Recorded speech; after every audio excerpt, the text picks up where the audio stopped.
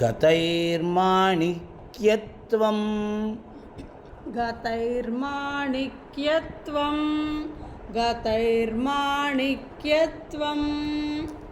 గగనమణిభిః సాంద్రఘటితం గగనమణిభిః సాంద్రఘటితం గగనమణిభిః సాంద్రఘటితం కిరీటం తే హైమం కిరీటం తే హైమం కిరీటం తే హైమం హిమగిరిసుతే కీర్తయతి యః హిమగిరిసుతే కీర్తయతి యః హిమగిరిసుతే కీర్తయతి యః సనీడే యచ్ఛాయాచ్ఛురణశబలం సనీడే యచ్ఛాయాచ్ఛురణశబలం సనీడే యచ్ఛాయాచ్ఛురణశబలం చంద్రశకలం చంద్రశకలం చంద్రశకలం ధనుస్సౌనాసీరం ధనుస్సౌనాసీరం ధనుస్సౌనాసీరం కిమితి న నిబధ్నాతి ధిషణాం కిమితి న నిబధ్నాతి ధిషణాం కిమితి న నిబధ్నాతి ధిషణాం. ఉత్తమం. ప్రియ భగవద్బంధువులారా, ఎంత చక్కటి నోము నోచుకున్నామో. ఈనాడు మనం ఈ సౌందర్యలహరి కార్యక్రమాన్ని విజయవంతంగా ప్రతిరోజు సాయంకాలం సమయంలో జరుపుకుంటూ ఉన్నాం. చూడండి, నిన్నటికి 41వ శ్లోకం పూర్తయింది. మనం గతంలో కూడా చెప్పుకున్నాం. ఈ 41 శ్లోకాలని మనము చిదానందలహరి అని పిలుచుకుంటాం. 1 నుండి 41 శ్లోకం వరకు ఉన్నటువంటి లహరి చిదానందలహరి లేదా ఆనందలహరి.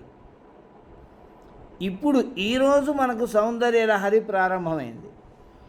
42వ శ్లోకం నుంచి ఉండేటువంటి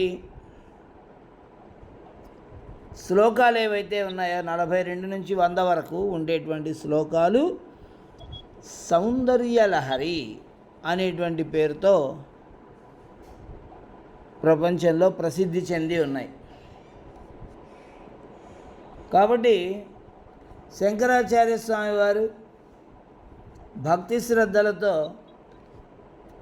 అమ్మవారి పట్ల భక్తి శ్రద్ధలతో వారు అద్భుతంగా చేసినటువంటి ఈ సౌందర్య వర్ణనని మరొక కవి ఎవరు ఊహించలేరన్నమాట. అటువంటి అత్యద్భుతమైన ఈ సౌందర్య వర్ణనలో ఈనాటి శ్లోకంలో అమ్మవారిని జగద్గురువులు ఎలా వర్ణిస్తున్నారో చూద్దాం. హిమగిరిసుతే, ఓ హిమవంతుని ప్రియపుత్రికమైనటువంటి ఓ పార్వతీదేవి,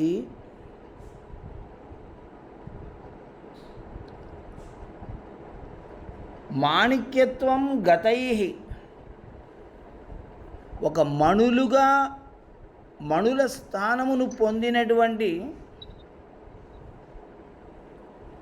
గగనమణిభి, ఆకాశమణులైనటువంటి 12 ఆదిత్యుల చేత, 12 సూర్యుల చేత సాంద్రఘటితం, దట్టంగా ఏర్పరచబడినటువంటి హైమం తే కిరీటం, నీ బంగారపు కిరీటాన్ని యహ కీర్తయతి, ఎవరైతే కీర్తిస్తున్నారో, ఎవరైతే పొగుడుతూ ఉన్నారో, వర్ణిస్తున్నారో, సహా ఆ కవి నీడేయ ఛాయాచురణ శబలం, నీడేయ ఆ అండాకారముగా ఉన్నటువంటి కిరీటంలో చెక్కబడిన ఆ రత్నాల యొక్క ఛాయాచరణ కాంతులు ప్రసరించడం చేత శబలం వివిధ రంగులు కలిగినదైనటువంటి చంద్రశకలం, చంద్రరేఖ శశిరేఖ ఏదైతే ఉందో ఆ శశిరేఖను చూసి శౌనాసీరం ధను, ఇది ఇంద్రధనుస్సు, ఇది హరివిల్లు అనే ధిషణాం బుద్ధిని కిం ననిబధ్నాతి, ఎందుకు కలగకుండా ఉంటాడు అంటే ఎందుకు చేయకుండా ఉంటాడు అంటే ఇక్కడ ఏం చెప్తున్నారంటే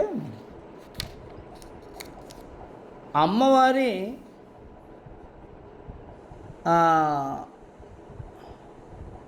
కిరీటం, ఒక కిరీటం ఎలా ఉంటుందండి? కిరీటాన్ని తల మీద పెట్టుకున్నప్పుడు కాకుండా మామూలుగా తీసి పక్కన పెట్టినప్పుడు చూడండి, పొడవుగా ఉండేటువంటి కిరీటం అమ్మవారు పెట్టుకునేటువంటి కిరీటము కింద ఏమో విశాలంగా ఉండి పైకి వెళ్ళే కొద్దీ తక్కువగా ఉంటుంది కదా, అంటే అది ఒక అండాకారం, అంటే ఒక గుడ్డు ఆకారంలో ఉంటుంది. ఆ కిరీటంలో మణులు ఉండాలి కదండి. ఆ కిరీటంలో ఉండాల్సినటువంటి మణులు మాణిక్యాలు వీటన్నిటినీ ఆ బంగారపు కిరీటంలో పొదుగుతారు. అయితే ఇక్కడ అమ్మవారు పెట్టుకున్నటువంటి ఆ కిరీటంలో ఈ 12 సూర్యులు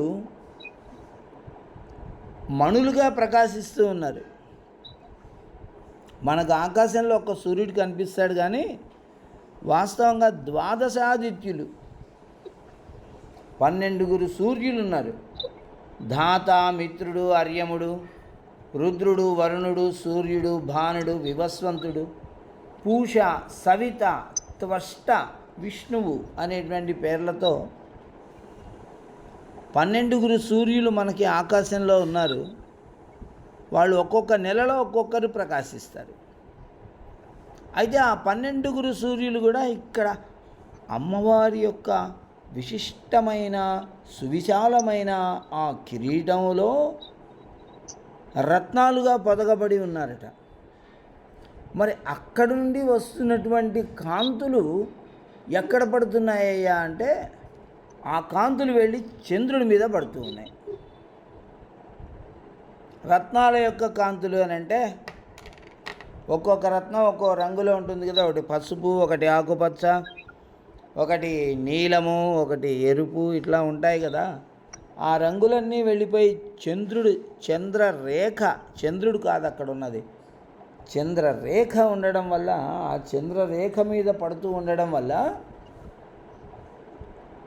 ఈ కిరీటాన్ని వర్ణించేటువంటి కవి ఎవరైతే ఉన్నారో అతనికి ఆ చంద్రరేఖ ఎలా కనపడుతుందండి? ఆ చంద్రరేఖ ఒక ఇంద్రధనస్సులాగా కనపడుతుంది. మనకేదైతే వర్షం వచ్చినప్పుడు ఇంద్రధనస్సు అని మనం చూస్తూ ఉంటాం, ఆకాశంలో 7 రంగులతో కూడుకొని ఉంటుంది, అలాంటి ఇంద్రధనస్సులాగా కనిపిస్తుంది. అలా ఇంద్రధనస్సు అని అనుకోకుండా ఎలా ఉంటాడు అని ఇక్కడ స్వామి మనల్ని ప్రశ్నిస్తున్నాడు. ఎవరైతే అమ్మవారి కిరీటాన్ని వర్ణిస్తూ ఉంటాడో అతడు అమ్మవారు ధరించినటువంటి చంద్రరేఖపై పడినటువంటి రత్నాల యొక్క నీడల వలన ఆ చంద్రరేఖను ఇంద్రధనస్సు అని అనుకోకుండా ఎలా ఉంటాడు అని అంటున్నారు. అంటే ఖచ్చితంగా ఏ కవి అయినా కూడా ఆ శశిరేఖను ఇంద్రధనస్సు అనే అనుకుంటారు అని ఇక్కడ భావన. చూడండి, అంత కిరీటంతో శంకరాచార్య స్వామి వారు ఇక్కడ మనకి అమ్మవారి యొక్క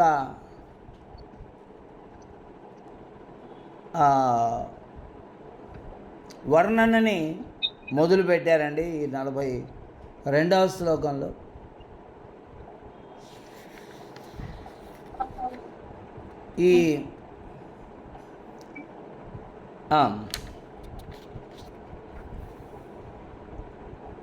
ఈ విధంగా అమ్మవారి కిరీటం యొక్క అంటే మణి ఎంత ఉంటుంది, ఒక చిన్నగా ఉంటుంది కిరీటంలో.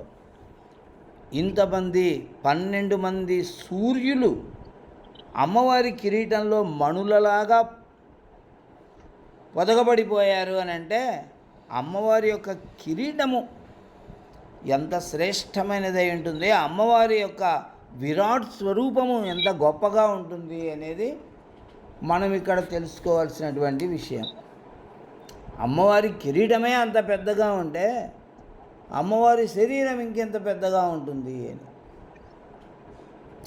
ఈ శ్లోకాన్ని 45 రోజులు చక్కగా మనం పారాయణం చేయడం వల్ల రోజుకు 1000 సార్లు ఈ శ్లోకాన్ని మనం జపించడం ద్వారా మహోదర వ్యాధి అనేది పోతుందట. ఇంతకుముందు కూడా చెప్పుకున్నాం ఈ విషయం. ఉదరంలో ఏర్పడేటువంటి అనేక రకాల వ్యాధులు ఉన్నాయి. అన్ని వ్యాధులకు ఉదరమే మూలం. కాబట్టి ఆ ఉదరంలో ఏర్పడేటువంటి వ్యాధి అనేది పోతుంది. ఈ శ్లోకాన్ని పారాయణ చేసేటువంటి సమయంలో మనము పంచదార అమ్మవారికి నైవేద్యంగా చేయవలసి ఉంటుంది. గతైర్మాణిక్యత్వం గగనమణిభిః సాంద్రఘటితం కిరీటం తే హైమం హిమగిరిసుతే కీర్తయతి యః సనీడే యచ్ఛాయాచ్ఛురణపటలం చంద్రశకలం ధనుష్యౌనాసీరం కిమితి న నిబధ్నాతి ధిషణాం. శ్రీమాత్రే నమః.